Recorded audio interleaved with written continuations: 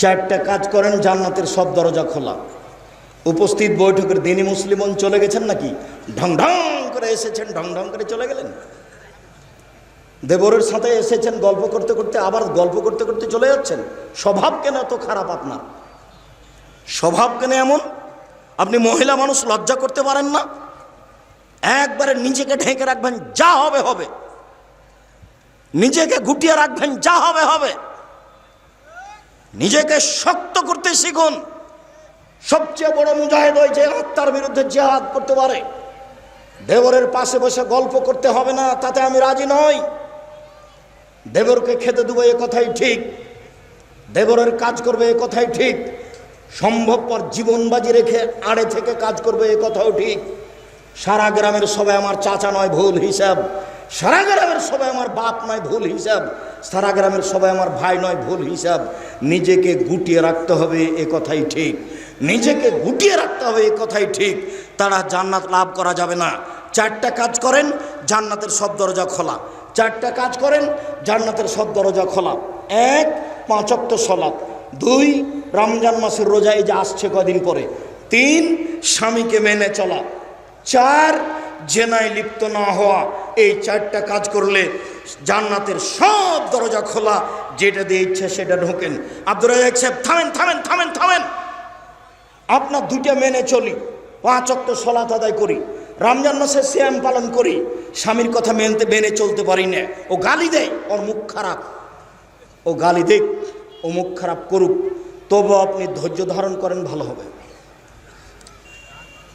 তিতা লাগুক মিঠা লাগুক, স্বামীকে মেনে চলেন, ভালো হবে। একে বাদ দিয়ে অন্য জায়গায় গেলে ও যে ভালো হবে তা কি করে বলা যেতে পারে? শুনুন, কখনো 1 গ্লাস পানি চাইলে গিলাসটা এভাবে রেখে দিয়ে মুখটা ভারী করে এভাবে চলে যাবেন না, তখন আর ইবাদত কবুল হবে না। 7 দিন 8 দিন পার হচ্ছে, মাস পার হচ্ছে, স্বামীর সাথে কথা চলে না, কথা বন্ধ আছে। বেটিকে খাদ্য দিয়ে পাঠান, রুটি দিয়ে পাঠান, বেটাকে দিয়ে পাঠান, বৌমাকে দিয়ে পাঠান, নিচে যান না, এরকম জীবন চলবে না। এখনই গিয়ে তার হাত ধরে ক্ষমা নিয়ে সংসার সুন্দর করতে হবে। শেষ পর্যন্ত যদি আমার অনুরোধ রক্ষা না করতে পারেন, তাহলে খোলা তালাক করে পৃথক হয়ে যান। আপনিও বাঁচেন, সেও বাঁচুক। যে আমি এদেশের মাটিতে, আমি চাঁপাইনবাবগঞ্জের মাটিতে বক্তব্য দিতে পাবো না, মানে ঠেকাচ্ছে যেই, আবারও মনে রাখবেন, ঠেকাচ্ছে যেই, তাকে, তার বাপকে, তার বংশকে, তার জাতিকে চ্যালেঞ্জ করে রাখলাম আমি আব্দুর রাজ্জাক বিন ইউসুফ। তার বংশে যদি কেউ বলতে পারে এখন এই শতাব্দীতে যে আমার জীবনে আমি কোনোদিন কেসা কাহিনী বলিনি, বলুক না একটু। আমার জীবনে আমি কোনোদিন অপ্রয়োজনীয় বাক্য বলিনি, বলুক না একটু। আমি জীবনে কোনোদিন কারোর বিরুদ্ধে বদনাম করিনি, আমি কারোর বিরুদ্ধে কথা বলিনি, আমি জীবনে কোনোদিন কারোর বিরুদ্ধে কথা বলিনি। 32 বছরে আমি বলেছি শতকরা 95 জন বক্তা মিথ্যুক, আমি বলিনি ইনি মিথ্যুক। আমি বলেছি শতকরা 98 জন মুফাসসির মিথ্যুক, তবে আমি বলিনি ইনি মিথ্যুক। আমি বলেছি চাঁপাইনবাবগঞ্জের মহিলা বৈঠকের বুবু বুবু বলে যে মহিলা বৈঠক করছে, ওর পর 70% মিথ্যা কথা। আমি বলিনি যে এই বুবু মিথ্যুক, এই কথা আমি বলিনি। আমি বলেছি বুবু যে কথা বলে তার প্রায় মিথ্যে। বুবুর সব কথা নাকি বোখারিতে আছে।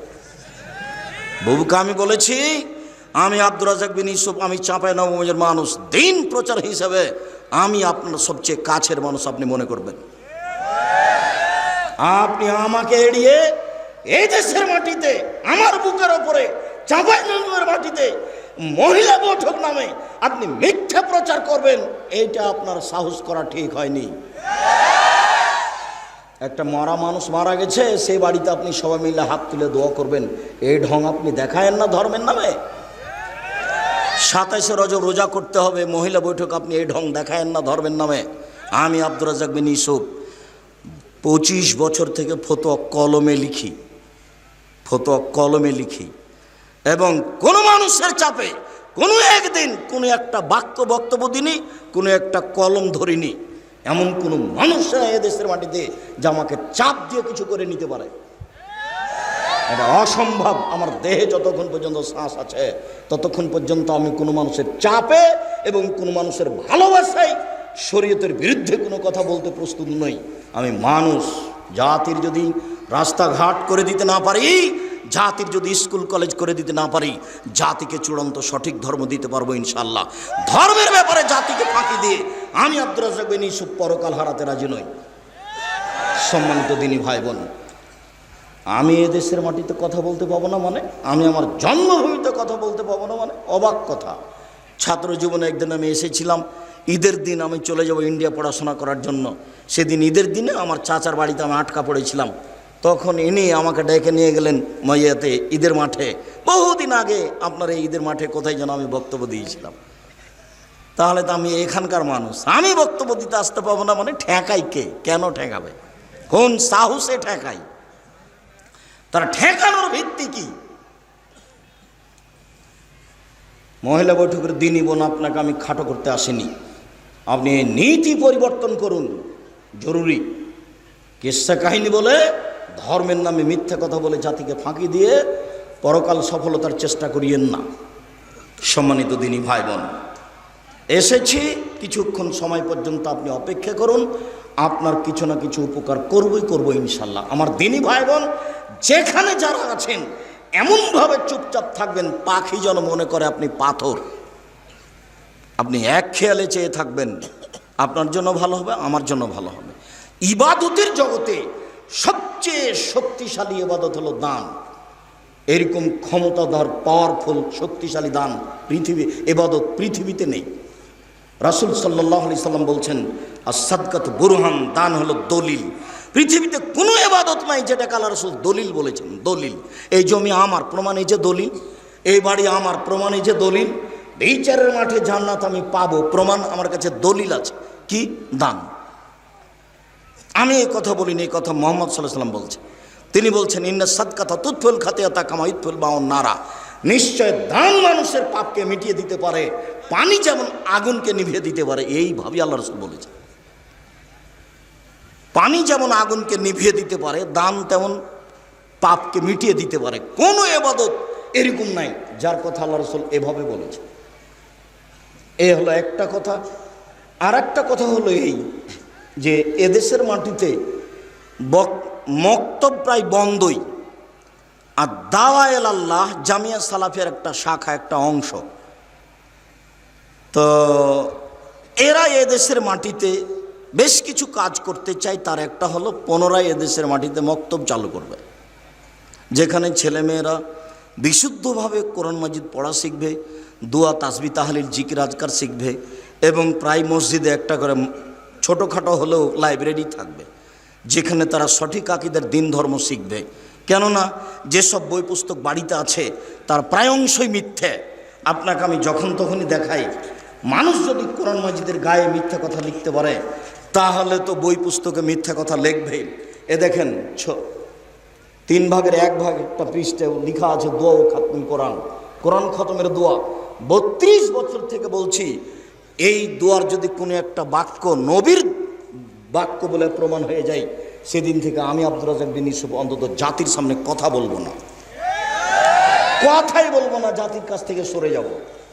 দোয়া ও খাতম, স্ত্রী তোমাদের জমি, পৃথিবীর মানুষ তোমাদের স্ত্রী, তোমাদের ক্ষেত, তোমরা তোমাদের খেতে আসো, তোমাদের জমিতে আসো, তোমাদের ইচ্ছে মতো, সকালেই কি, বিকেলেই কি, ভরা পেটেই কি, সফরের পূর্বেই কি, আর চন্দ্রগ্রহণ লাগলেই কি আর না লাগলেই কি। চন্দ্রগ্রহণ, চন্দ্রগ্রহণের জন্য ভিন্ন পথ, এইটা কেন? সম্পূর্ণই মিথ্যে। আল্লাহর রাস্তায় একটা বাক্য লিখিনি, তাহলে বইয়ে মিথ্যে কথা লেখা আছে। যার কারণে এই মক্তবের সাথে লাইব্রেরি জরুরি। যেমন 32 বছর থেকে বলছি, মুখে কোনোদিন অপ্রয়োজনীয় বাক্য বলিনি, তেমনি কলমে কোনোদিন অপ্রয়োজনীয় বাক্য লিখিনি। প্রায় বইগুলি, আপনারা আবদুল্লাহর বই পড়েন, আবদুল্লাহকে আপনারা অন্তর থেকে ভালোবাসেন, আমারও ভালোবাসা আপনার মতোই, না হলে তার চেয়ে বেশি। আবদুল্লাহর বই মিন্নাতুল বারি ব্যতিক্রম বই, বুখারীর ব্যাখ্যা আমিও পড়ি।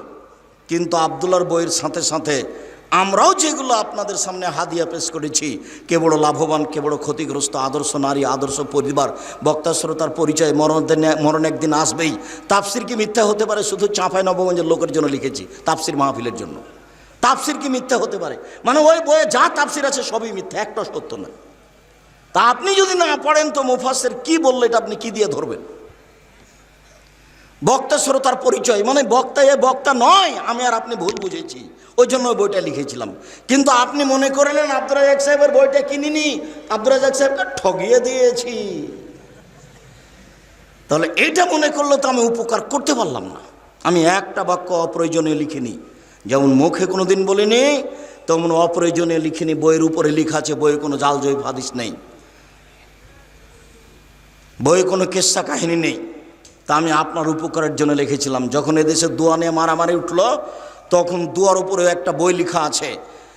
এই মানের বই আপনি খুঁজে দেখেন, তবে আমি খুব কম বিদ্যা রাখি। আমি প্রথমে যখন এই দোয়ার বই বের করি তো একজনকে দেখতে দিয়েছিলাম, উনি দেখলেন না, 1 বছর যাবত রেখে দিলাম, ওইভাবেই থাকলো। আমি অনুরোধ করলাম, উনি রেখে দিলেন, দেখলেন না। তখন আমি বলেছিলাম থাক, আমি চাঁপাইনবাবগঞ্জের ভাষাতে বই লিখব, আমি আর তুমি করে লিখবো, কি আছে দেখি। আমি তো আর পড়াশোনা তেমন কোনো দিন তেমন করিনি, এই আপনার মতো নয়, আমি একেবারে না জানা মানুষ বললেই চলে। চাঁপাইনবাবগঞ্জের ভাষাতে সব বই লেখা আছে। দোয়ার বই 35টা সহিহ হাদিস দেওয়া আছে হাত তুলে দোয়া করার। 16টা স্থান উল্লেখ করা আছে কোথায় হাত তুলে দোয়া করতে হবে। আর হাত তুলে দোয়া করা জানাজার পরে, সভা সমিতির পরে, 5 ওয়াক্ত সালাতের পরে, এটা রাসূলের সুন্নাত নয়, এটা স্পষ্ট বেদাত। এর বিদাতের একটা বিস্তারিত বিবরণ আছে। আপনি যদি না পড়েন তো আমি আপনার কি উপকার করলাম? তাহলে কি আপনি ওই তাফসির মাহফিল আর ওই বুবুর বৈঠক নিয়ে ব্যস্ত থাকবেন?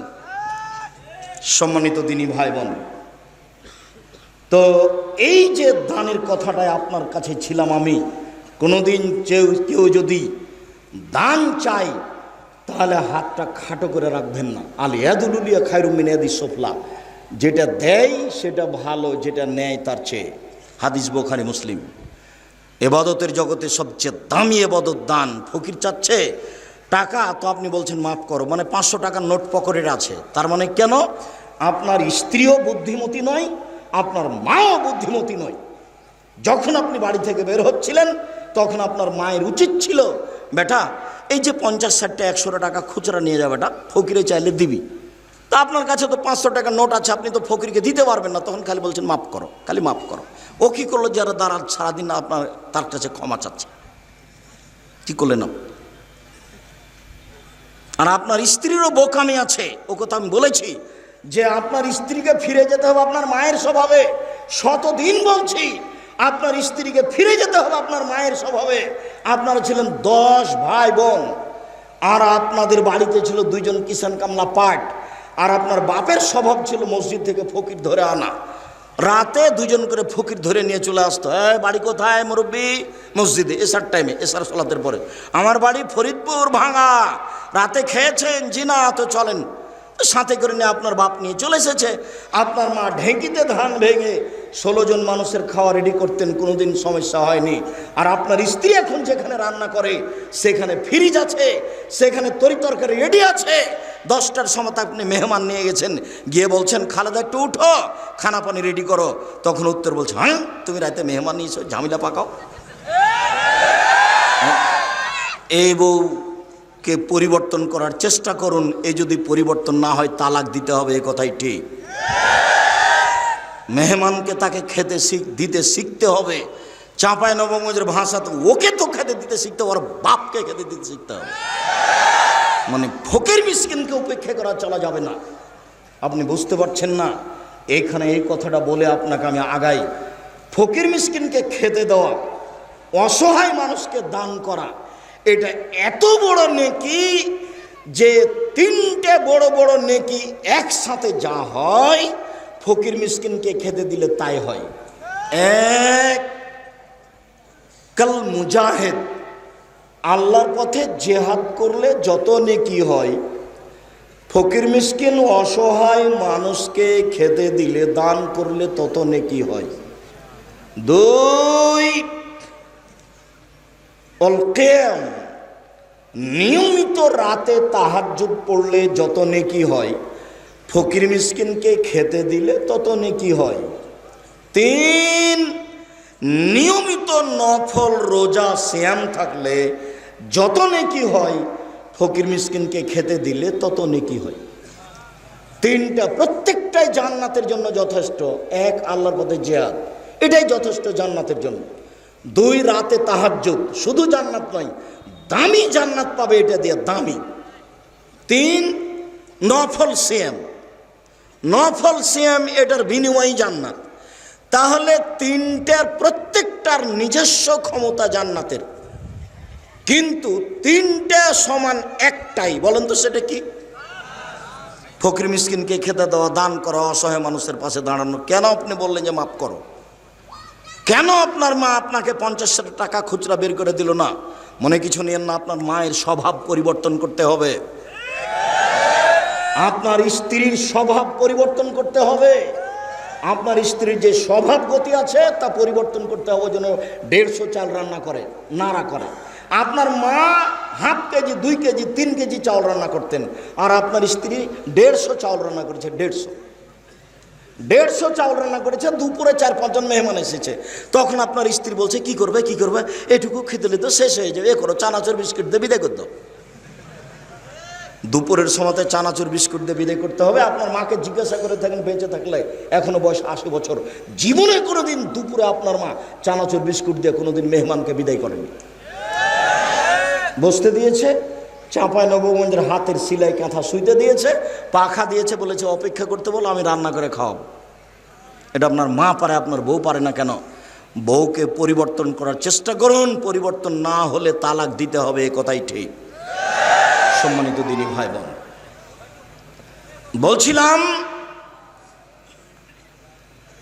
যেসব বড় বড় পাপ বিনিময় সরাসরি জাহান্নাম, তার একটা বড় পাপ হচ্ছে সুদ খাওয়া। পৃথিবীতে সবচেয়ে বড় পাপ আল ইশরাকু বিল্লাহ, আল্লাহর সাথে শিরক করা। পৃথিবীতে সবচেয়ে বড় পাপ আল্লাহর সাথে শিরক করা। ভারত, বাংলাদেশ, পাকিস্তান এমন মাটি যে এতে চলে শিরক একবারে বন্যার মতো। আমাদের দেশে তো শিরকের অভাব নাই। দেশ ট্রাভেলস গাড়িটা ছুটলো ঢাকা থেকে, আর আসছে চাঁপাইনবাবগঞ্জ। তা আমি সন্ধ্যার সময়তে আলো জ্বালালো, আমি বললাম, এই ছেলে, এই শোনো, তুমি সন্ধ্যা হওয়ার সাথে সাথে তোমার গাড়িতে বাতি জ্বালালে, আলো দিলে কেন? তখন বলছে যে বসে বলেছেন সূর্য ডুবার সাথে সাথে আলো জ্বালাতে হবে। সূর্য ডুবার সাথে সাথে আলো জ্বালানো হিন্দুদের কাজ।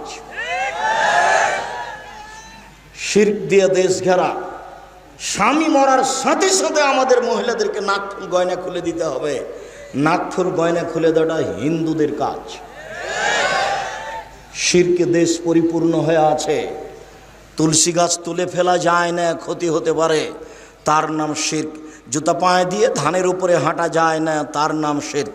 আপনার মা কুলাতে চাউল ঝাড়ছিল, আপনার ছেলেটা গিয়ে লাফ দিয়ে কুলার উপরে চড়ে নিয়েছে, তখন আপনার মা বলছে, হাট, ঘিন ঘিনা, এখানে কুলাতে পা দিতে হয়? আপনার মা বলতে পারে যে শর্ত, এখন আমার ঝামেলা করিস না, কাজ করছি, তাড়াহুড়া করছি, এই কথা আপনার মা বলতে পারে। কিন্তু কেন বলল যে হট কুলাতে পা দিতে হয়? কুলার উপরে আপনার ছেলেটা চড়ে বসে থাকে, এটি ঠিক। যখন আপনার মা বলবে তখন আপনি বলবেন, আব্বু কুলার উপরে চড়ে বসে থাকো, তো আব্বু একবারে চড়ে বসে থাকো, 2 পা দিয়ে চড়ে বসে থাকো। এক্ষুনি যে গাড়িটাতে আসলাম, ওই গাড়িটার মালিক বলেছে, কি যেন বলছে, ডাস, যাই হোক উপরের এটা তো কে পা দিয়েছে, তখন ও অকথ্য ভাষায় গালি দিচ্ছে। তো আমি বলছি, ওটাতে পা দিয়ে বসে থাকো। তার মানে ওতে পা দিলে নাকি তার রুচির সমস্যা। আমার দেশের মহিলা ফরজ গোসল হলে ওরা আর সকালে কোনো কাজ করে না, ভাত রান্না করতে পারে না। আরে সকালে ফরজ গোসলের প্রয়োজন হলে কিছু করে না, হিন্দু মহিলারা আগে নদী থেকে গোসল করে আসে, চুলার চতুর্দিক লাগে, এটা হিন্দুদের কাজ। আমরা কি করে এটা নিলাম যে আমাদের ফরজ গোসল প্রয়োজন হয়েছে, তাই আমরা কোনো কাজ করতে পাবো না, সিম গাছ থেকে সিম ছিঁড়তে পাবো না, বেগুনের গাছ থেকে বেগুন তুলতে পাবো না, রান্না বান্না করতে পারবো না। এবারে শিরকে ডুবে আছে দেশ। দিনাজপুরে এক বাড়িতে আছে হেডমাস্টার। তো হেডমাস্টার সাহেব বলছেন, আব্দুল রাজ্জাক সাহেব, একটা কথা, আমার চৌকি থেকে নিয়ে বারান্দা পর্যন্ত, চালির তল পর্যন্ত যে চট বিছানো আছে, কেন জানেন? জি ভাই, তা তো বুঝতে পারছি না কেন যে আপনাদের চট বিছানো আছে চৌকি থেকে নিয়ে চালির তল পর্যন্ত। তো বলছে যে ফরজ গোসলের প্রয়োজন হয়ে গেলে মাটির উপরে পা পড়ে গেলে মাটি অভিশাপ করবে, এই জন্য চট বিছিয়ে রেখেছি। তার নাম শির। হাত থেকে গিলেস পড়ে গেলে কুটুম্ব আসতে পারে, তার নাম শির। ঘরের উপরে কাক ডাকছে, কুটুম্ব আসতে পারবে, তার নাম শির। তারপরে বাচ্চা হয়েছে, রাতে বের হলে তাকে লোহা হাতে করে বের হতে হবে, নইলে চোরাচুন্নি পাখি বাচ্চাকে ধরবে, এরই নাম শির। আতর ঘরের পুরোটাই শির। এই ছেলে, তোমার দাদিকে, আপনাকে বলছে, আপনার মাকে বলিয়েন তো যে বাচ্চা প্রসব হওয়ার সাথে সাথেই ওই বাচ্চার চোখে কাজল দিতে হবে এত কষ্ট করে কেন? আজ থেকে কোনোদিন কাজল দেবেন না, কোনো সমস্যা নেই। কেন তাকে 7 দিন ওইভাবে অপরিষ্কার কাপড় পরে বসে থাকতে হবে গোসল করা পর্যন্ত? বাচ্চা প্রসবের সাথে সাথে একবারে গরম পানি দিয়ে গোসল করে শাড়ি পরে থাকবে, দাঁড়ি শাড়ি। কেন 7 দিন ওখানে ওভাবে লুকিয়ে থাকছে? এ তো জাহেলিয়াতের যুগের নীতি। জাহেলিয়াতের যুগের নীতিতে ছিল এই, স্বামী যদি মারা যায়, স্বামী যদি তাকে তালাক দিয়ে দেয়, স্বামী মারা গেলে 1 বছর তাকে শোক পালন করতে হবে। কানটাতে একটা কুঁড়ে ঘর বানিয়ে দিবে, কানটার দিকে একটা কি করে দিবে, কুঁড়ে ঘর বানিয়ে দিবে, ছোট্ট ময়লাযুক্ত কাপড় পরে থাকবে 1 বছর। ওর জন্য প্লেট ভিন্ন, থালা ভিন্ন, গ্লাস ভিন্ন, ওটা থেকে ও ছুঁবে না। ওই উপর থেকে নিয়ে যেয়ে তাকে ভাত ঢেলে দিবে। এটার নাম শোক পালন 1 বছর। এটার নাম জাহেলিয়াত। এই দেশের মাটিতে কত জাহেলিয়াত আছে আর কত শিরক আছে। সমস্ত উপস্থিত বৈঠকের দিনই মুসলিম ভাই শুনুন, পৃথিবীতে সবচেয়ে বড় পাপ হলো শিরক। শিরক করলে আল্লাহর মানের হানি হয়। শিরক করলে অতীতের সব নেকি নষ্ট হয়ে যায়। 2, অকুকুল অলেদান, পিতামাতার অবাধ্য চলা। পিতামাতার অবাধ্য চলা পৃথিবীর 2য় মহাপাপ। জেনা বড় পাপ, তবে পিতামাতার অবাধ্য চললে যত বড় হয় তত বড় নয়। 3, শাহাদাত জুরে, মিথ্যা সাক্ষী। মিথ্যা সাক্ষীর ভিত্তিতে আপনাদের এলাকার বহু মানুষ চাঁপাইনবাবগঞ্জ জেলে 20 বছর থেকে আছে, নিজেও জানে না আমি কেন জেলে। জজ জানে না ঘটনা কি, উকিল জানে না ঘটনা কি। আপনি বাড়িতে দিন কাটাচ্ছেন, তাকে জেলে ঢুকিয়ে দিয়ে ও তার ছেলেটার মাথাতে একটু হাত দিতে পারে না আদর করে, ও তার মেয়েটার মাথায় একটু হাত দিতে পারে না, ও তার স্ত্রীর গায়ে একটু হাত দিতে পারে না। বছর বছর চলছে, জেলে আটকা আছে আপনার মিথ্যা সাক্ষীর কারণে। আপনি মনে রাখবেন, আপনি সাক্ষী এমনভাবে রেডি করেছেন, সাক্ষী বলছে আমি তাকে 2 চোখে মারতে দেখেছি, অথচ যে জেলে চলে গেছে সেদিন রংপুরে ছিল, ও কি দিয়ে তাকে 2 চোখে মারতে দেখলো? এর নাম মিথ্যা সাক্ষী। পৃথিবীতে 3য় মহাপাপ হলো মিথ্যা সাক্ষী। রাসূল সাল্লাল্লাহু আলাইহি সাল্লাম বলছেন, পৃথিবীর মানুষ মনে রেখো, 7টা কাজে মানুষ ধ্বংস হবে, মানে জাহান্নামে চলে গেছে। 1, আল ইশরাকু বিল্লাহ, আল্লাহর সাথে শিরক করা। 2, কাতলুন নাস, মানুষকে হত্যা করা। 3, আকলুর রিবা, সুদ খাওয়া।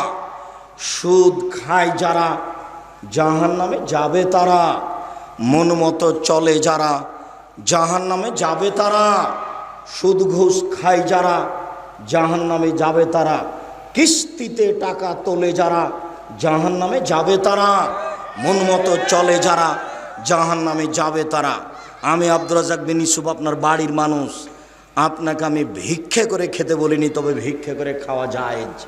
আপনাকে আমি বলেছি চকলেট বিক্রি করে খান, কলা বিক্রি করে খান, সুদের উপরে টাকা নিয়েন না, এরকম ইন্স্যুরেন্সে চাকরি করিয়েন না।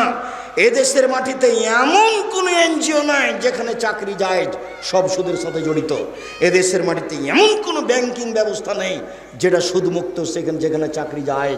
ব্যাংকে টাকা রাখা আর স্বেচ্ছায় চাকরি করা 2টা এক নয়।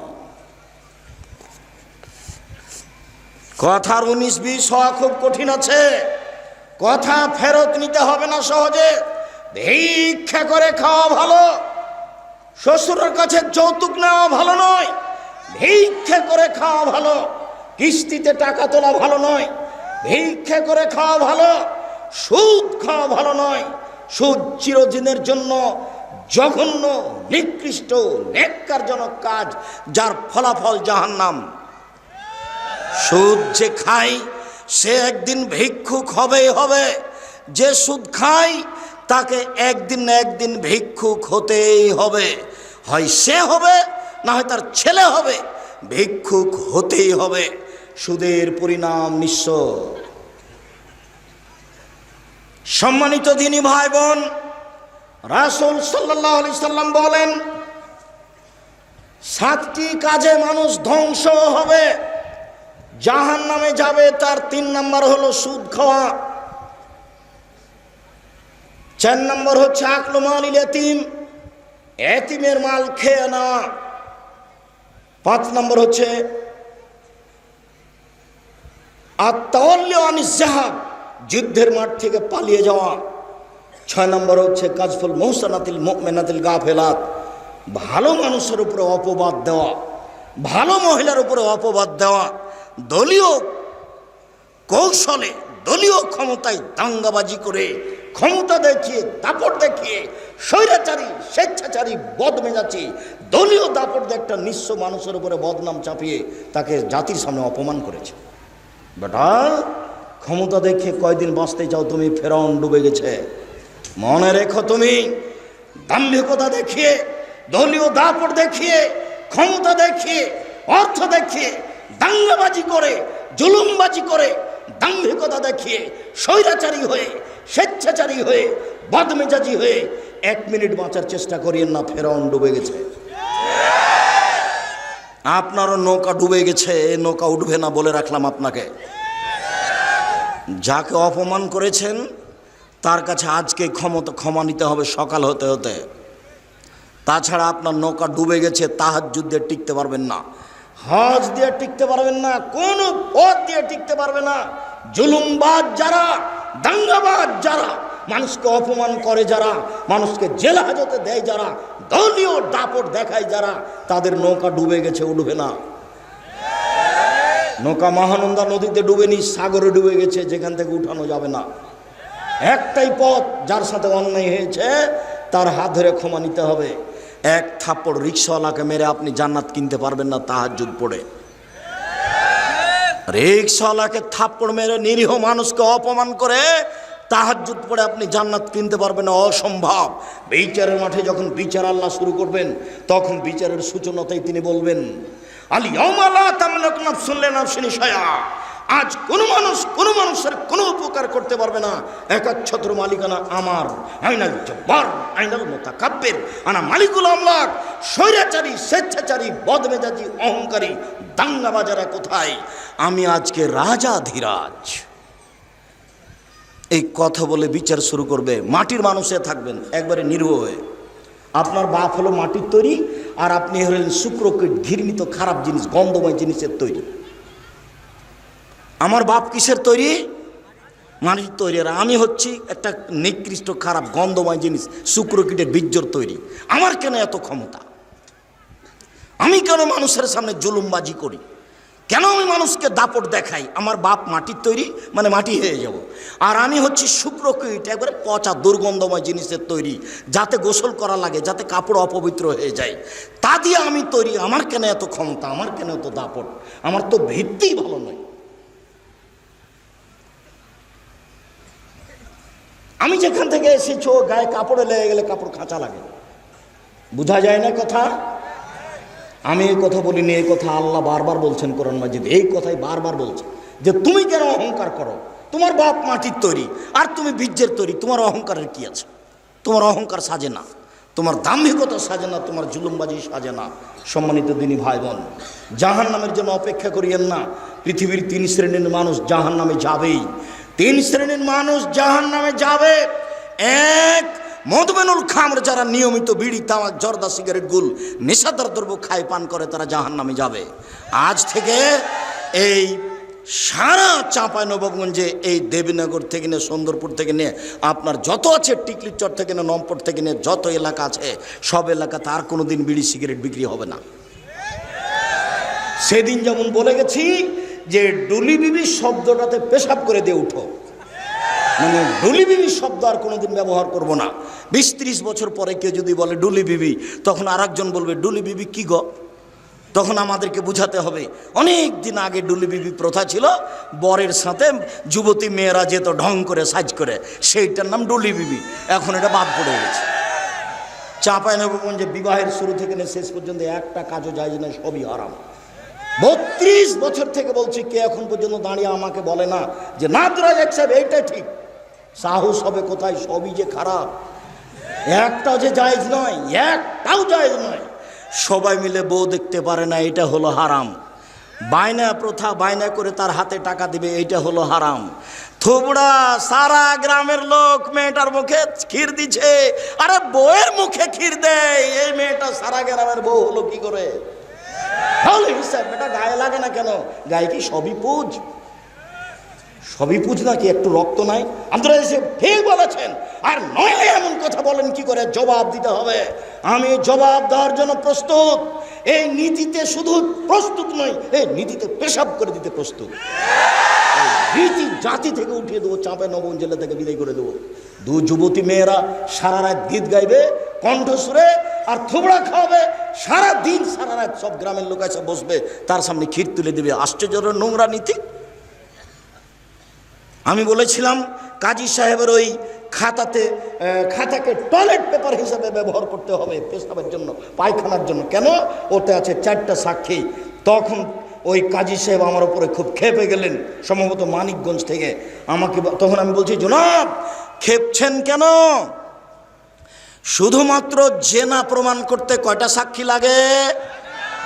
পৃথিবীতে আর কোনো কাজে 4টা সাক্ষী লাগে না, শুধুমাত্র জেনা প্রমাণ করতে 4টা সাক্ষী লাগে। আল্লাহর নবী বলেছেন একটা বিবাহ বৈধ হওয়ার জন্য বাপ লাগে, 2 জন সাক্ষী লাগে। উকিল বাপ হারাম, চিরদিনের জন্য হারাম। উকিল বাপ চিরদিনের জন্য হারাম, চিরদিনের জন্য হারাম, কিয়ামত পর্যন্ত হারাম উকিল বাপ।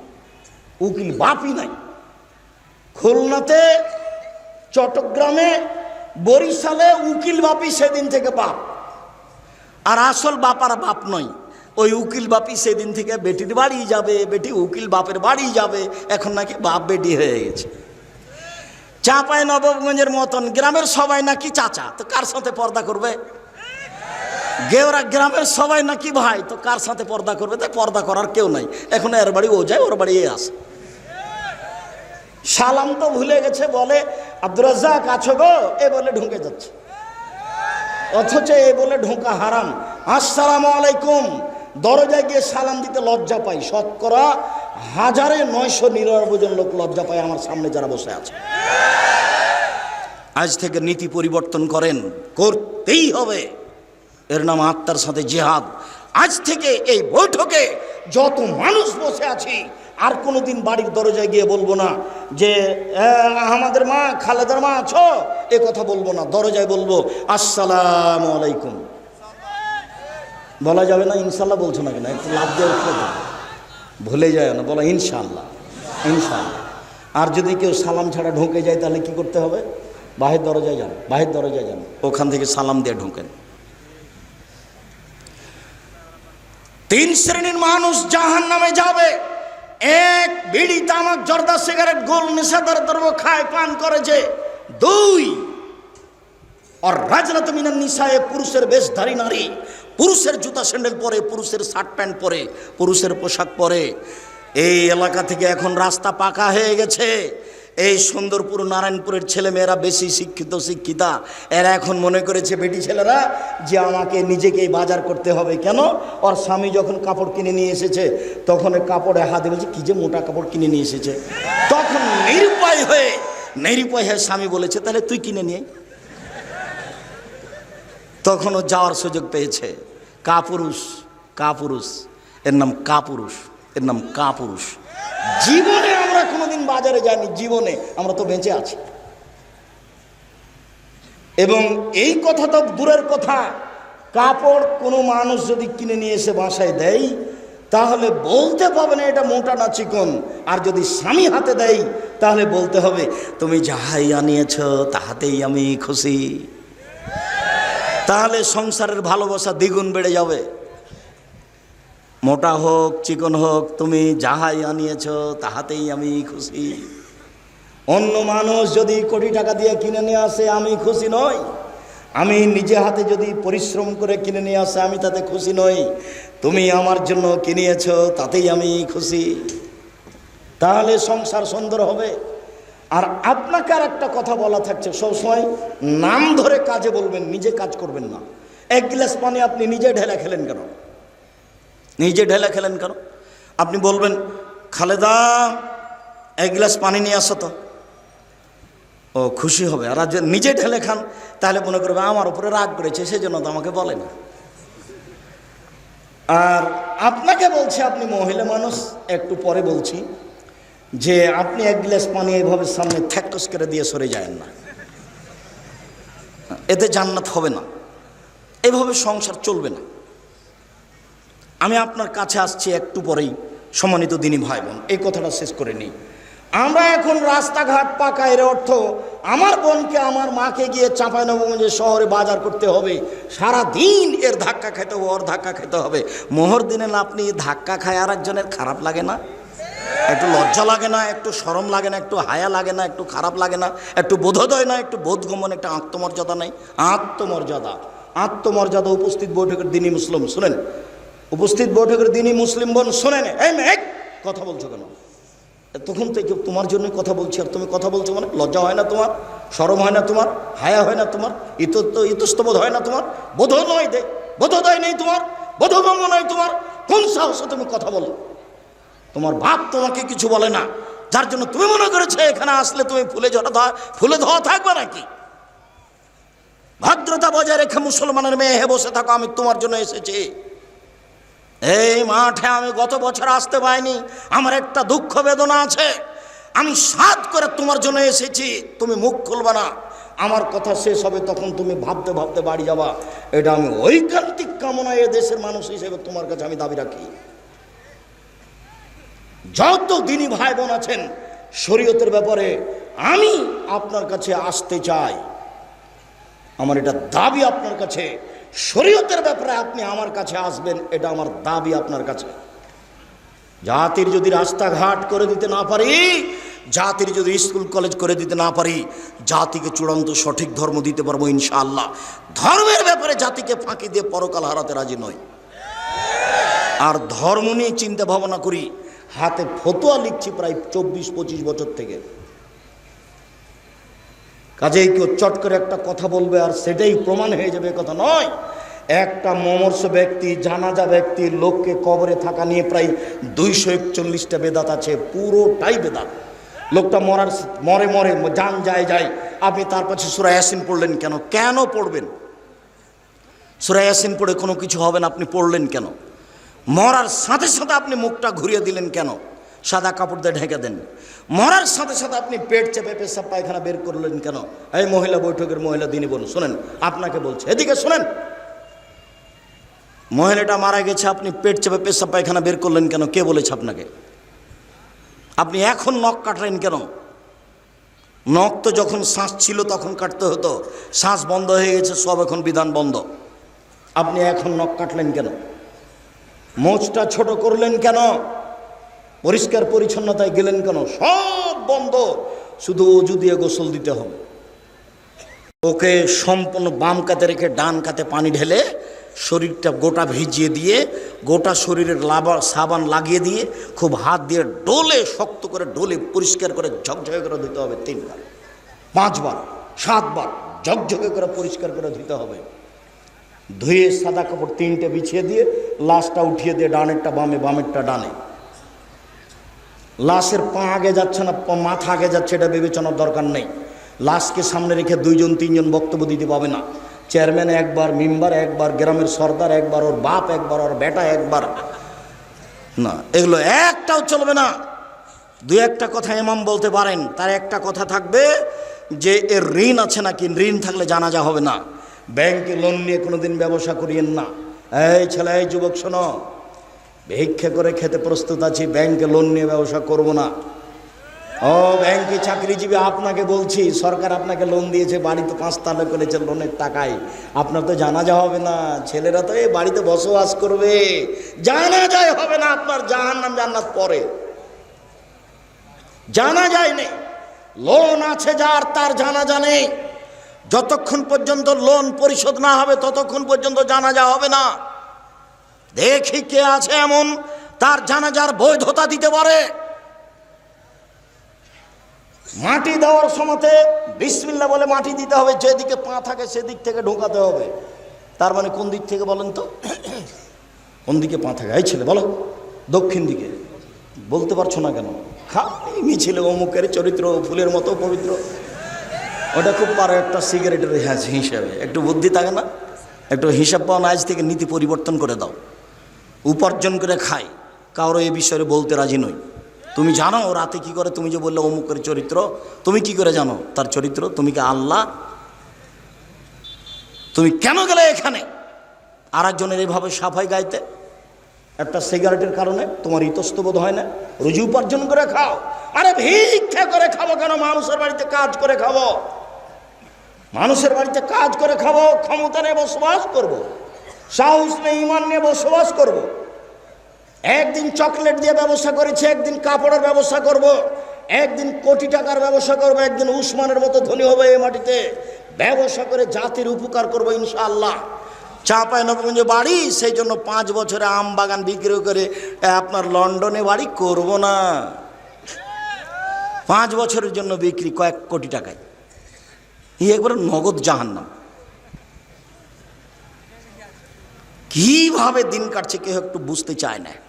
সম্মানিত দিনী ভাই বোন, বলছিলাম পুরুষের বেশধারী নারী যারা, তারা জাহান্নামে যাবে। 3 ও দায়ুসালে ইউক্রেফি আলাল খাবাসা, যে তার বাড়িতে বেহাইয়ের সুযোগ দিয়েছে, যার মেয়ে নগ্ন পোশাকে স্কুল কলেজে যায়, যার স্ত্রী নগ্ন পোশাকে চলে, সেই হচ্ছে দায়ুস। এমত অবস্থায় তাহাজ্জুদ পড়ে সফলতা অর্জন করতে পারবে না। সম্মানিত দিনী ভাই বোন, আমি এখানে মহিলাদেরকে আরও একটি কথা বলে সামনের দিকে যেতে চাচ্ছি। উপস্থিত বৈঠকের দিনী মুসলিম বোন, শুনে রাখুন, রাসূল সাল্লাল্লাহু আলাইহি সাল্লাম বলেন, 2 শ্রেণীর মানুষ আছে ওরা জাহান্নামে যাবে, আমি তাদের দেখিনি। 2 শ্রেণীর মানুষ আছে ওরা জাহান্নামে যাবে, আমি তাদের দেখিনি। 2 শ্রেণীর মানুষ আছে ওরা জাহান্নামে যাবে, আমি তাদের দেখিনি। 1, ওদের হাতে থাকে লাঠি গাভীর লেজের মতো, ওরা তা দিয়ে মানুষকে মারে, এরা জাহান্নামে যাবে।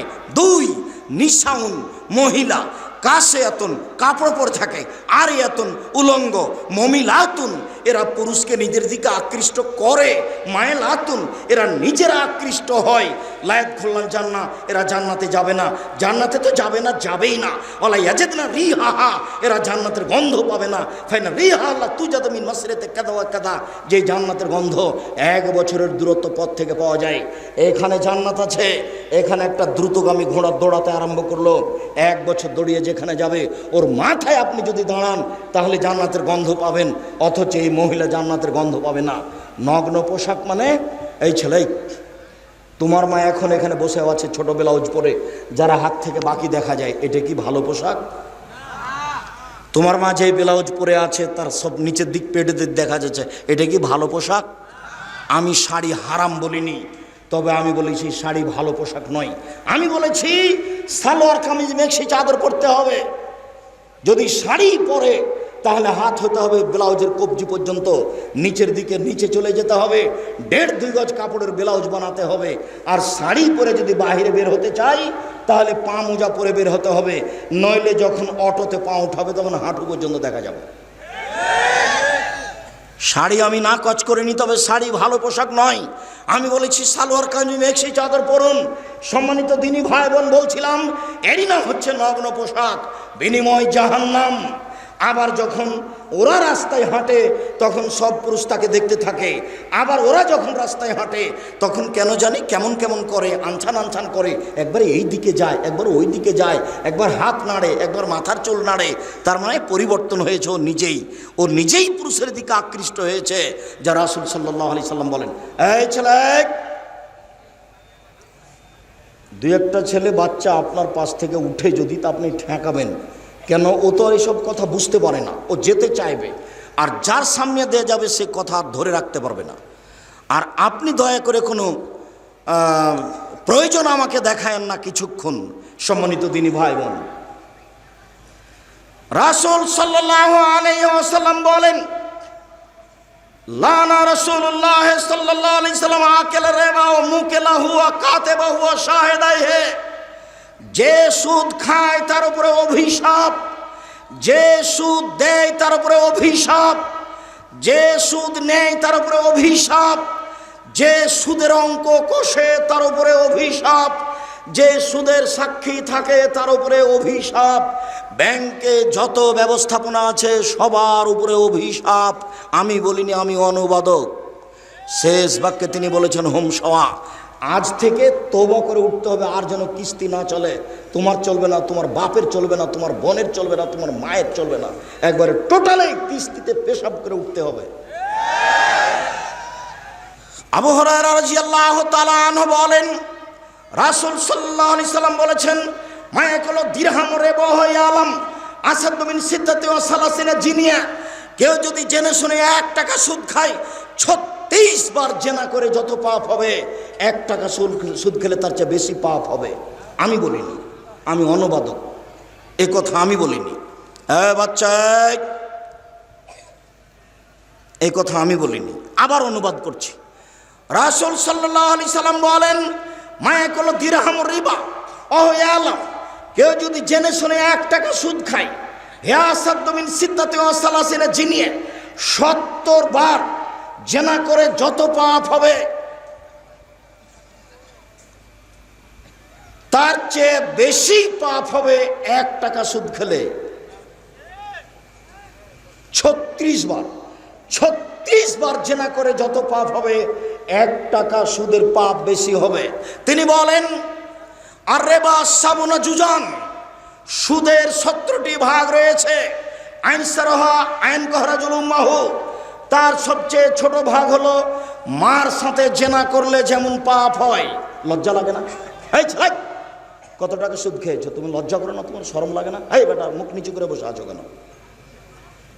তওবা করে উঠো। ভিক্ষা করে খেতে রাজি আছি, আজ থেকে সুদের মুখে পেশাব করে দেবো। কোটি কোটি টাকা সুদ খেয়েছি, আজ যদি এই বৈঠকে বলতে পারি আমি সুদ ছেড়ে দিলাম, তুমি আমাকে মাফ করো, যদি আমার কোটি কোটি টাকা সুদ থাকে মাফ হয়ে যাবে। রিক্সাওয়ালাকে যদি আমি দাম্ভিকতা দেখে 1 থাপড় মেরে থাকি, তাহলে আর পাপ ক্ষমা হবে না। ওটা জুলুমবাজি করা। যদি যাকাত ওসর বের না করি, তাহলে ফকিরের হক মেরে খেয়েছি। কার? যাকাত ওসর ফেতরা কাকে দিতে হবে? ফকিরকে। তো আমি দিলাম না, আমি কি করলাম? ফকিরের হক মেরে খেলাম, এর বিচার পরে হবে। 1 মিনিট। যারা জালেম তাদের বিচার পরে হবে, যারা রিক্সাওয়ালাকে থাপ্পড় মেরেছে তার বিচার পরে হবে, যারা পাড়া প্রতিবেশী গ্রাম্য চাচা চাচিকে অপমান করেছে তার বিচার পরে হবে, যারা দাম্ভিকতা দেখে দলীয় দাপটে মানুষকে জেলে দিয়েছে তার বিচার পরে হবে। পৃথিবীর মানুষ শুনে রাখুন, বিশ্বের বাঙালি দিনী ভাই বোন যারা আমার সামনে আছেন, যারা অনলাইনে আমাদের সাথে আছেন সারা পৃথিবীর বিভিন্ন স্থান থেকে, তাদেরকে আমরা অনুরোধ করে জানাতে চাই, মনে রাখবেন, কারো যদি মানুষের সাথে অন্যায় আচরণ হয়ে থাকে তার নাম জুলুম, তার বিচার পরে হবে। যদি 1 দিন লেট হয় তাহলে 50,000 বছর, যদি 3 দিন লেট হয় তাহলে 1.5 লক্ষ বছর, যদি 500 বছর দেরি হয় কতদিন হবে? খুব সাবধান। বিচারের সময়সীমা ভালো মানুষের জন্য কয় মিনিট? 5-7 মিনিট, 1 ওয়াক্ত সালাতের সমান। বিচারের মাঠে একটা ভালো মানুষের বিচারের সময়সীমা কতটুকু? 1 ওয়াক্ত সালাতের সমান, 1 ওয়াক্ত ফরজ সালাত আদায়ের সমান, 1 ওয়াক্ত ফরজ সালাত আদায়ের সমান। মনে থাকবে না মনে হয়? তো আমরা ধরে নিই মাগরিবের সালাত আদায় করতে 5-7 মিনিট লাগতে পারে, আমরা ধরে নিই এশার সালাত আদায় করতে 10 মিনিট লাগতে পারে। আল্লাহ রাসূল বলেছেন ভালো মানুষের বিচার হবে 1 ওয়াক্ত সালাতের আদায়ের সময়সীমা 5-7 মিনিট, 10 মিনিট। আর কবরের সময়সীমা হলো বাসর রাতের সমান। বাসর রাতের সমান। চাচাতো বোন ফুফাতো বোনকে বাসর রাত সাজাতে হবে না, বাসর ঘর এটা হারাম। বাসর ঘর সাজাতে হবে, এ কথাই ঠিক। কনেকে সুন্দরী করে সাজাতে হবে, এ কথাই ঠিক। এদেশে একটা বই পাওয়া যায় আদর্শ পরিবার, এখানেই আছে। আপনি যদি মনে করেন আব্দুর রাজ্জাক সাহেব কিনে নিয়ে আপনাকে ঠকিয়ে দিয়েছে, আমার কিছু করার নেই। ওখানে বাসর রাত কেমন হবে তা লেখা আছে, বাসর রাতের বিস্তারিত বিবরণ দেওয়া আছে। কনেকে সুন্দরী করে সাজাতে হবে কথা বলা আছে। বাসর ঘরে ঢুকে আগে বইয়ের মাথায় হাত দিয়ে দোয়া পড়তে হবে, তারপরে 2 রাকাত সালাত আদায় করতে হবে, তারপরে দাম্পত্য জীবনে যেতে হবে। গেলাম রাত 10টার সময়, কিছু কথাবার্তা বললাম, তারপরে সাংসারিক যে 2 রাকাত সালাত আদায় করলাম, তারপরে কিছু কথাবার্তা বললাম, রাত 2টা বেজে গেল। এখন ঘুমাতে গেলাম, তাহলে ঘুমে থাকলাম 3 ঘন্টা, 5টার সময় আজান হয়ে গেল। এই 3 ঘন্টা ঘুমালাম।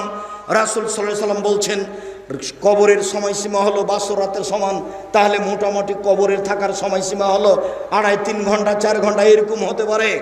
যখনই ভালো মানুষকে ঘুম থেকে জাগানো হবে তখন সে বিরক্ত হয়ে বলবে, আরে এখনই তো ঘুমালাম, এভাবে তাড়াহুড়া করে জাগানো হচ্ছে কেন? তাকে কেউ জাগাবে না তার কাছের মানুষ ছাড়া। আল্লাহ রাসূল বলছেন নাম কানামাতিল আরুসে, তুমি ঘুমিয়ে যাও বাসর রাতের ঘুমানোর মতো, তুমি ঘুমিয়ে যাও বাসর রাতের ঘুমানোর মতো। তুমি উত্তর সুন্দর দিয়েছ, লাইকে জহিল্লাহ বহালি, তাকে কেউ জাগাবে না তার প্রিয় মানুষ ছাড়া, তাকে কেউ জাগাবে না তার প্রিয় মানুষ ছাড়া। যখন জাগাতে যাবে তখন বিরক্ত হবে, এই তো ঘুমালাম তুমি জাগালে কেন? অথচ ঘুমিয়ে আছে 2000 কোটি বছর থেকে, 400 কোটি বছর থেকে, 20,000 বছর থেকে, 50,000 বছর থেকে ঘুমিয়ে আছে। কিন্তু যখন তাকে উঠাবে তখন ও কি মনে করবে?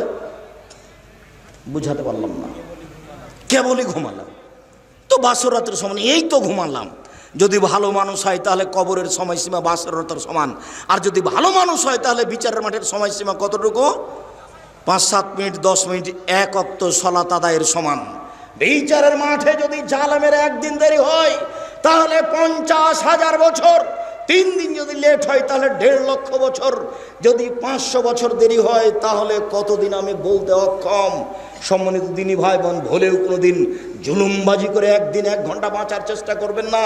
ফেরাউন ডুবে গেছে, আমার জন্য নৌকা ডুবে না যায়, আমি একটু বাঁচতে চাই। সংবরণশীল হয়ে, ধৈর্যশীল হয়ে, ধৈর্যের পরিচয় দিয়ে কাউকে গালি না দিয়ে করছে বেটি কেমন হয়ে আছে, এটাই হলো শব্দ, আর কিছু না। তখন আমার নানি কি বুঝলেন? বেটি যে দেখা এলে তুমি তো কি বুঝলেন?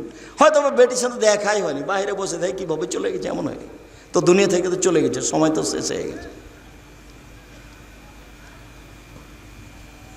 এইভাবে বেঁচে থাকতে হবে না যাতে মানুষ কষ্ট পাবে, প্রয়োজন নাই। এই তো সেদিন ছিল 40 বছর বয়স, আজ দেখছি 60 বছর বয়স। তাহলে আবার কয়দিন পরে ঘুম থেকে উঠে দেখবো আমার বয়স 77 হয়ে গেছে, 80, আমি এখন মরছি, ছেলেরা সব প্রস্তুত, তাড়াহুড়া করে চাপাই নিয়ে যাবে, মেডিকেলে নিয়ে যাবে, যেতে যেতে শেষ। কেন আপনি এই জীবনে এরকম করছেন? সম্মানিত দিনী ভাই বোন, রাসূল সাল্লাল্লাহু আলাইহি সাল্লাম বলেন, পৃথিবীর মানুষ শুনে রেখো, কেউ যদি 1 টাকা সুদ খায় তাহলে সুদের 70 ভাগের সবচেয়ে ছোট ভাগ হলো মার সাথে জেনা করলে যেমন পাপ হয়। ভাষাটা কেমন? সুদের ব্যাপারে আল্লাহ রাসূল যেমন ভাষা ব্যবহার করেছেন, পৃথিবী তার কোনো জায়গাতে কোনো পাপের ব্যাপারে এরূপ ভাষা ব্যবহার করেননি। এক খেলে একটু চেয়ে থাকবেন, কেউ নড়াচড়া করবেন না, নইলে বুঝতে পারবেন না আমি হাদিস একটা লম্বা অনুবাদ করছি। এই সুদ দেখাতে গিয়ে সামরা ইবনে জুনদুব রাদিয়াল্লাহু তাআলা আনহু বলেন, রাসূল সাল্লাল্লাহু আলাইহি সাল্লাম একদা ফজরের সালাত আদায় করে আমাদের মুখামুখি হয়ে বললেন, হাল রা আহাদুকুম মিনকুম আর-রুয়া, সঙ্গী সাথে তোমরা গত রাত্রে কোনো স্বপ্নে কিছু দেখেছো? কুলনা না, আমরা বললাম জি না, আমরা আজ রাত্রে স্বপ্নে কিছু দেখিনি। তিনি বললেন, ইন রাআইতুল্লাইলাতা রাজুলাইনি, আমি গত রাত্রে 2 জন লোককে দেখলাম, ফাতায়ানি, তারা 2 জন আমার কাছে আসলো, ফাঁকা যাবে দাইয়া, তারা আমার 2 হাত ধরে আমাকে টেনে নিয়ে যেতে লাগলো বাইতুল মুকাদ্দাসের দিকে। টেনে নিয়ে যেতে যেতে দেখলাম একটা লোক বসে আছে, একটা লোক দাঁড়িয়ে আছে, তার হাতে একটা লোহার বাঁকা লাঠি আছে। লোহার বাঁকা লাঠিটা তার মুখের ডান দিক দিয়ে ঢুকিয়ে দিচ্ছে, ফেড়ে বাম দিকে নিয়ে যাচ্ছে, আবার তার বাম দিকে লাগাচ্ছে, আবার মুখটা ফেড়ে পিছন দিকে নিয়ে যাচ্ছে। বাম দিক ফেড়ে ফেলতে না ফেলতেই ডান দিক আবার ঠিক হয়ে গেছে। যতবার এরকম করছে অপর দিক ঠিক হয়ে যাচ্ছে। আমি বললাম, জিবরাইল মা হাজা, একই কথা। তারা 2 জন বলেন, ইনতালেক, চলতে থাকেন। ফানতালেক না, কিছু না বলে চলতে থাকলাম। চলতে চলতে দেখি একটা রাজুল, একটা মানুষ শুয়ে আছে, পাশে একটা লোক দাঁড়িয়ে আছে। তার হাতে একটা পাথর আছে, ফাজারা বাহু দাদা দাহাল হাজারো ফান্তালা গাইলাই হে, তার মাথার উপরে মাংছে জোরে পাথরের বাড়ি, মাথাটা ভেঙে একবারে ছাতু ছাতু হয়ে যাচ্ছে, পাথর ছিটকে দূরে চলে যাচ্ছে। সে পাথর নিয়ে আসতে যাচ্ছে, আনতে নানতে দেখে মাথা ঠিক হয়ে গেছে, আবার মারছে, আবার পাথরটা চলে যাচ্ছে ওইদিকে, আবার নিয়ে আসছে। আমি বললাম মা হাজা একই দৃশ্য। তারা দুজন বলেন ইনতালেক চলতে থাকেন। কিছু না বলে আমি চলতে থাকলাম, চলতে চলতে চলে আসলাম একটা গর্তের কাছে। আলা হুসাই কোনো আসফালও আছে, সেই গর্তের উপর দিক সংকীর্ণ, নিচের দিক প্রশস্ত, ওই তন্দুরি রুটি যে চুলাতে বানায় সেরকম। তথা নারাও তাহাতুন, তার ভিতরে দেখি দাদা দাদা দাদা করে আগুন জ্বলছে। ফাইজা ইরতাফাত ইরতাফাউ, যখন আগুনটা জোরে জ্বলে উঠছে তখন ওর ভিতরে যা কিছু আছে সব উপরে চলে যাচ্ছে, মনে হচ্ছে যেন বের হয়ে পড়ে যাবে। ফাইজা খামেদাত রাজাউ ফিহা, যখন আগুনটা একটু কমে যাচ্ছে তখন সব ভিতরে চলে যাচ্ছে। ফাইজা নিসাউন ওরাতুন, দেখি উলঙ্গ অবস্থায় পুরুষ আর নারী জমা হয়ে দাদা দাদা করে উপরে উঠে যাচ্ছে, আবার নিচে নামছে, আবার উঠে উপর চলে যাচ্ছে। দুইজন জমা ধরে আছে, তাদের পরনে কোনো কাপড় নাই। দৃশ্য দেখে অবাক হয়ে গেলাম। আমি বললাম মা হাজা জিবরাইল একই দৃশ্য কালা। তারা দুজন আমাকে কিছু বললেন না, ইনতালেক চলতে থাকলেন। আমিও বললেন চলেন, আমিও চলতে থাকলাম। চলতে চলতে চলে আসলাম একটা রক্তের নদী। দেখি নদীতে শুধু রক্ত, পানি টানি নাই, কিছু নেই। রক্তের নদীর মাঝে একটা লোক আছে, পাশে একটা লোক রয়েছে। যে লোকটা পাশে আছে তার হাতে একটা আছে, পাথর আছে। যতবার রক্তের নদী থেকে লোকটা উঠতে চাচ্ছে ততবার পাশ থেকে মেরে তার মুখকে ভেঙে চুর করে দিচ্ছে, চুরমার করে দিচ্ছে, ও ভিতরে চলে যাচ্ছে। আবার আসার চেষ্টা করছে, আবার পাথর মারছে। আমি বললাম একই দৃশ্য কালা। তারা দুজন বললেন ইনতালেক চলতে থাকেন। আমি আর কিছু না বলে চলতে থাকলাম। চলতে চলতে চলে আসলাম একটা বাগানে। সেই বাগান দেখি খুব সুন্দর বাগান, অফিয়া সাজারাতুল আজিমা। বাগানে দেখি একটা খুব বিরাট গাছ, সেই গাছের পাশে দেখছি একটা বৃদ্ধ মানুষ হেলান দিয়ে বসে আছেন। দেখি একটা দূরে একটা লোক, তার হাতে একটা লোহার লাঠি আছে, ইকদুন নারা, ও আগুনকে এভাবে লোহার লাঠি দিয়ে উত্তেজিত করছে। ফাসায়দা বিয়া সাজারা, তারা দুজন আমাকে ধরে গাছের উপর দিকে নিয়ে চলে গেলেন, মাঝামাঝি দিকে একটা ঘরে ঢুকে দিলেন। আরে গাছের মাঝামাঝিতে ঘর, এত সুন্দর দামি ঝকঝকে ঘর, ঝকঝকে ঘর আমি জীবনে কোনো দিন দেখিনি। সব কিছু দেখলাম। সেখানে দেখি যুবক, যুবতী, পুরুষ, নারী, বৃদ্ধ, সব বৃদ্ধা পরিপূর্ণ হয়ে আছে। তারা দুজন আমাকে সেখান থেকে বের করে নিলেন, আর উপরে নিয়ে গেলেন, আর একটা ঘরে ঢোকালেন। দেখি সেই ঘর আগের ঘরের চেয়ে অনেক উত্তম। সেই ঘরে আছে শুধু যুবক আর বৃদ্ধ মানুষ আছে। এইবার তারা দুজনকে আমি বললাম এতক্ষণ পর্যন্ত যা কিছু দেখলাম আমাকে বলে দেন। তখন তারা দুজন বললেন আচ্ছা আচ্ছা ঠিক আছে, সব বলে দিচ্ছি আপনাকে। আপনি কি দেখলেন? ওই যে প্রথমে দেখলেন একটা লোক বসে আছে, তার মুখের ডান দিক দিয়ে লাঠি ঢুকিয়ে ফেড়ে পিছন দিকে নিয়ে যাচ্ছে, বাম দিকে লাঠি ঢুকিয়ে ফেড়ে পিছন দিকে নিয়ে যাচ্ছে। ফারাজুলুন কাযাব, মিথ্যা কথা বলতে। যারা জীবনে মিথ্যে কথা বলবে তাদের এই অবস্থা হবে। যতদিন পর্যন্ত বিচার না হয়েছে এরকম হতে থাকবে। মিথ্যে কথা বললেন কেন? সুলিও হবে না, ফাঁসিও হবে না। কেন আপনি মিথ্যে কথা বলতে গেলেন? কেন আপনি মিথ্যা সাক্ষী দিবেন? হাদিস বুখারী মুসলিম এক খেয়ালে চেয়ে থাকবেন, যার মুখ ফেড়ে ফেলা হচ্ছে এ হলো মিথ্যুক। বিচারের দিন পর্যন্ত এইভাবে তার শাস্তি হতে থাকবে। বিচার হলে কি হবে? বুঝাই যাচ্ছে জাহান্নাম হবে, তবে আল্লাহ ভালো জানে। দুই, ওই যে দেখলেন যে লোকটা শুয়ে আছে, পাশ থেকে পাথর মেরে তার মাথাকে ভেঙে চৌচির করে দেওয়া হচ্ছে। ফারাজুলুন আলেম, উনি হচ্ছেন মাওলানা মানুষ। উনি কেমন মানুষ? মাওলানা মানুষ। হুজুর এবার আটকা পড়েছে। বক্তা শ্রোতার পরিচয় বই পড়তে হবে, জরুরি। হুজুরকে দিয়ে জাহান্নাম উদ্বোধন হবে। কাকে দিয়ে জাহান্নাম উদ্বোধন হবে? হুজুরকে দিয়ে। আল্লাহ রসুল বলছেন যে জিবরাইল আমাকে মেরাজে নিয়ে যাচ্ছেন উপরে। হঠাৎ দেখি অনেক মানুষ যাদের ঠোঁট এবং জিভাকে আগুনের কেঁচি দিয়ে কেটে দেওয়া হচ্ছে, আগুনের কেঁচি দিয়ে জিভা কেটে দেওয়া হচ্ছে। আমি বললাম জিবরাইল মান হাওলা, একই কথা। ছি ছি ছি ছি ছি ছি, জিভা কোনো আগুনের কেঁচি দিয়ে কেটে দেওয়া হচ্ছে। তখন জিবরাইল বলছেন হাওলাই খতবান উম্মতেক, এরা হচ্ছে আপনার উম্মতের বক্তা, যারা বক্তৃতা করে বেড়াতো। আমি জানি না আপনার মুফাসসিরের কি হবে। আপনার মুফাসসির দিয়াড়ের মাটিতে এসে 3 ঘন্টা বক্তব্য দিল, তারপরে বলছে এ আয়াতের তাফসির তো আরো 2 দিন লাগবে।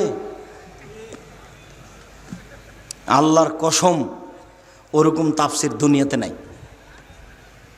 আপনি বাস্তব পরীক্ষা করবেন, এই ছেলে কতদিন থেকে টাকা এভাবে উঠাও গো তাফসির মাহফিলে, বলো যে ভুল হয়েছে আর কোনো দিন করবো না। এই ছেলে শোনো, তোমাকে বলছি, বাংলা তাফসির ইবনে কাসির পাওয়া যায় সবচেয়ে বড় এবং ব্যাপক। তোমার হুজুরকে বলে দিও সূরা কাহফের 10 নম্বর আয়াত পর্যন্ত তাফসির করবেন, তারপরে তুমি বাংলা খুলে বসে থাকবা। আল্লাহর হস্তে তোমার সাথে তার কোনো মিল খাবে না। তোমাকে ফাঁকি দিয়েছে, জাতিকে ফাঁকি দিয়েছে, 20,000 টাকা লস হয়েছে, আবার মুরগির গোস্ত, আবার একটু মনে গেলে চোখ গরম। হ্যাঁ, গাড়ি পাঠাননি, আমি দেখে আসছি না, 90 সাল থেকে দেখছি। কতদিন থেকে? 90 সাল থেকে দেখছি। আমি কোনোদিন বলিনি গাড়ি কোথায়, কোনোদিন বলিনি গাড়ি কোথায়, ব্যবস্থাপনা ভালো হয়নি কেন, কোনোদিন বলিনি। বিমানবন্দরে ঢুকে যখন বিমানে উঠতে যাই, তখন যারা নিয়ে যায় তারা বলে আপনি থামেন, আপনি এখানে বসে থাকেন। তো কিছুক্ষণ পরে বলে যে চলেন। তার মানে ওই আর সব আমলোক যে গাড়িতে উঠেছে ওকে আমাকে ওখানে উঠতে দিবে না। ওই পার্সোনাল একটা গাড়ি নিয়ে এসেছে, তার নাম ভিআইপি বলছে। আমি ভিআইপি হিসাব করি না কোনো দিন। যখন যেখানে যায় পিছনে মানুষ এমনি হেঁটে বেড়াচ্ছে। এরা আল্লাহর অশেষ দয়া, এর নাম দয়া। এর নাম কি? এর নাম দয়া। কোনো দিন একটা মিনিটের জন্য নিজেকে হিসাব করে চলি না, একটা মিনিট। এই যে আজকে এখানে এসেছি, কিছুক্ষণ আগে বাড়িতে যেভাবে ছিলাম সেভাবে এসে। মুসলিউদ্দিন বলছে যে দুবাই বিমানবন্দরে লুঙ্গি পরে আছেন, জরিমানা লাগবে। জরিমানা আগে লাগুক তো তারপরে দেখা যাবে, জরিমানা আগে লাগুক। গ্রামের মানুষ খুব সাধারণভাবে থাকার চেষ্টা করি।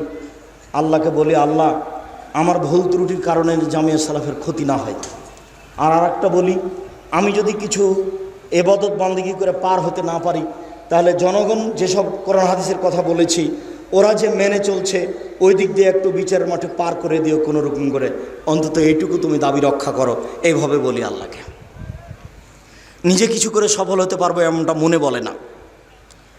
সম্মানিত দিনী ভাই বোন, তারপরে আল্লাহ রাসূল বলছেন যে দুইজন বলছেন, ওই যে আপনি দেখলেন যে লোকটা রক্তের নদীতে পড়ে আছে, সে হচ্ছে সুদখোর। সুদ খেত, যার কারণে তাকে রক্তের নদীতে ফেলে দিয়ে পাশ থেকে পাথর মেরে তার মাথাকে মুখকে ভেঙে চৌচির করা আছে, চৌচির করা হচ্ছে। পৃথিবীর দিনী মুসলিম ভাই বোন, সম্মানিত উপস্থিত দিনী ভাই বোন, যারা মিডিয়াতে আমাদের সাথে আছেন, তাদেরকে আমরা অনুরোধ জানিয়ে বলছি, সুদ মহাপাপ, বিনিময় জাহান্নাম। কেউ যদি সুদ খায় তার উপরে আল্লাহর অভিশাপ হবে, রাসূলের অভিশাপ হবে। কেউ যদি 1 টাকা সুদ খায় তা হবে 36 বার জেনা করে যত পাপ হবে, 1 টাকা সুদ খেলে তার চেয়ে বেশি পাপ হবে। কেউ যদি সুদ খায়, সুদের পাপের 17টি ভাগ রয়েছে। ছোট ভাগ হলো মার সাথে জেনা করলে যেমন পাপ হয়। কেউ যদি সুদ খায় তাহলে তাকে রক্তের নদীতে ফেলে দিয়ে তার মুখে পাথর মেরে তার মুখকে চৌচির করা হবে। অতদিন পর্যন্ত শাস্তি হতে থাকবে যতদিন পর্যন্ত বিচার না হয়েছে। ওই যে দেখলেন বিশাল গাছ, গাছের পাশে একজন বৃদ্ধ মানুষ বসে আছেন, তিনি হচ্ছেন ইব্রাহিম আলাইহিস সালাম। ওই যে একটা লোক দেখলেন যে লোহা হাতে করে আছে, জাহান্নামের আগুনকে উত্তেজিত করছে, উনি হচ্ছেন মালিক ও খাজিনের নারে জাহান্নামের মালিক, তিনি আগুনকে উত্তেজিত করছেন। এই যে আমি আপনার ডান হাত ধরে আছি, আমি হচ্ছি জিবরাইল। এই যে আপনার বাম হাত ধরে আছেন, ইনি হচ্ছেন মেকাইল। আপনি একটু মুখটা আকাশের দিকে করেন। আমি করলাম, আমি দেখলাম সুন্দর একটি ঝকঝকে ঘর। তারা বললেন এটা হচ্ছে আপনার ঘর। আমি বললাম দান আদখুল মনজিলি, তাহলে আপনারা দুজন ছেড়ে দেন, আমি ঘরে ঢুকে যাই। তখন তারা বললেন না না না না না না, আপনার বয়স বাকি আছে। যেদিন আপনার বয়স শেষ হয়ে যাবে সেদিন আতাইতা মানজিলাকা, আপনি আপনার ঘরে চলে আসবেন। হাদিস বুখারী। সম্মানিত দিনী ভাই বোন, আপনাকে আমি সুদের মতো ন্যাক্কারজনক নোংরা পাপ থেকে বেঁচে থাকার জন্য অনুরোধ জানাচ্ছি। কেউ যদি সুদ খায়, কেউ যদি ঘুষ খায়, কেউ যদি ওসর যাকাত আদায় না করে, তাহলে সে রুজি দিয়ে জাহান্নামে যাবে। শুনুন, সে রুজি দিয়ে তার কোনো ইবাদত কবুল হবে না।